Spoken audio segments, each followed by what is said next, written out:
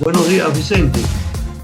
Para hablar del tema, tenemos nosotros que dar unos cuantos datos que yo creo que son interesantes y que nos podrían de una u otra manera ilustrar la situación tan precaria en que se encuentra el empleo en el Ecuador. La población económicamente activa, es decir, población o parte de la población que está en edad de trabajar y además está con disposición de trabajar y en condiciones de trabajar, es de aproximadamente 7.6 millones de personas. Hasta junio, que se hizo la encuesta por parte del INEC, teníamos nosotros que estaban con un empleo adecuado solamente aproximadamente 1.200.000 personas. Estaban desempleados y se declaraban totalmente desempleados 1.009.000 personas. Es decir, que teníamos más de 5 millones de personas de la población económicamente activa que estaba en condiciones precarias de empleo o subempleo. Y que además tenemos un desempleo en junio de este año de 13.3%. Y para que tengan ustedes una idea, a diciembre del año pasado teníamos un desempleo de 3.84.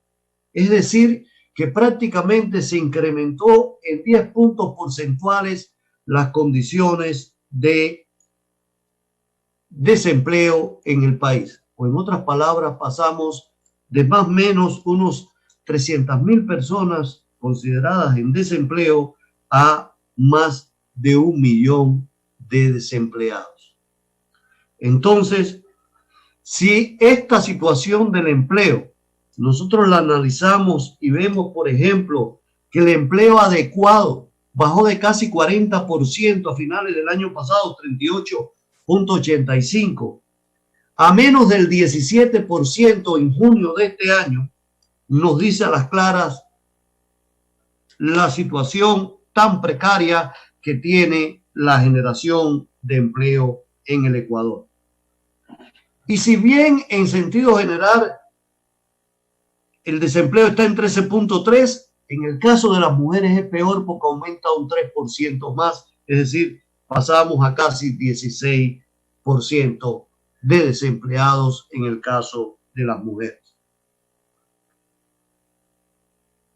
El empleo no adecuado se incrementa en más de 11 puntos porcentuales.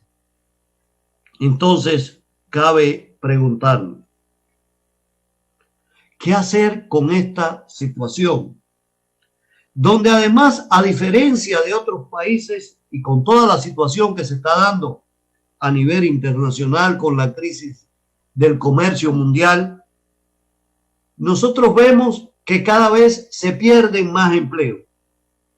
Entonces la pregunta es que tenemos y el gran problema es cómo resolver la problemática del empleo en el Ecuador. Y no podemos resolver la problemática del empleo en Ecuador si consideramos que lo importante es sacarle liquidez a las empresas. Porque ¿quién va a generar el empleo? El sector público, que sabemos que no tiene recursos. Tenemos que, por tanto, pedirle a todos los candidatos a la presidencia que su principal programa económico tiene que estar en función de la generación de empleo y el estímulo a las empresas para que generen empleo. De ahí que tengamos entonces la necesidad de un proceso de reconversión laboral, de preparación de la fuerza laboral ecuatoriana y además de por encima de todas las soluciones y de todas las cuestiones, tiene que crearse un sistema de estímulo a aquellas empresas que nos generen empleo. Entonces, señores, tenemos que pensar diferente. Y si a eso unimos que tenemos un proceso de deflación o desaceleración de la inflación en el país, entonces nosotros tenemos que pensar que las soluciones no vienen por las medidas tradicionales, tenemos que pensar diferente. O como se dice popularmente, las políticas económicas tienen que cambiar de chip. Los hacedores de política económica en el país tienen que cambiar de chip. Y tenemos que pensar en qué tenemos que eliminar que afecta la generación de empleo. ¿Qué tenemos que hacer para que se produzca más empleo en el Ecuador? Muchas gracias.